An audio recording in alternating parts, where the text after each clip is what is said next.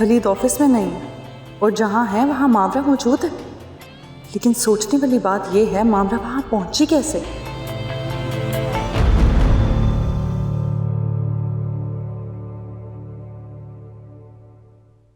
Baby जी juice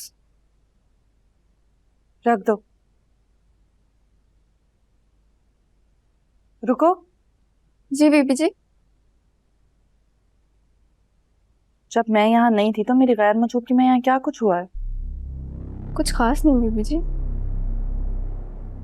ठीक से याद करके बताओ, कुछ तो हुआ होगा ना। वो जी कायनात बाजी आई थी 1-2 दफा और बस। और मावरा वो कितनी बार आई है यहाँ? याद करके बताना ठीक से।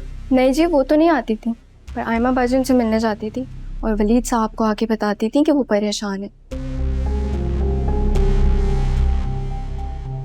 और याद आया, जब मावरा बाजी के अब्बू का इंतकाल हुआ था तो आयमा बाजी, वलीद साहब और इबाद साहब ने उन्हें बहुत संभाला था, उनके खाने पीने का बंदोबस्त और बाकी सब भी।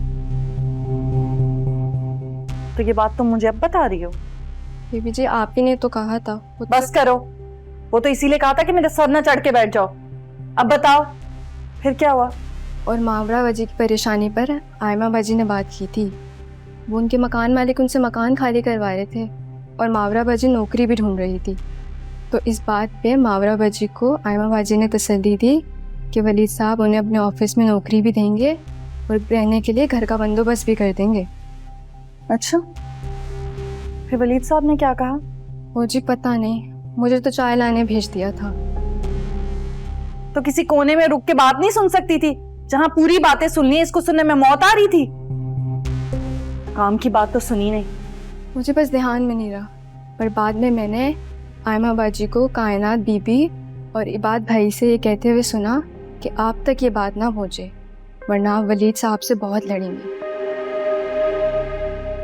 या अल्लाह, मेरे पीछे इतनी साजिशें हो रही हैं। मेरा तो घर बर्बाद कर देंगे ये लोग।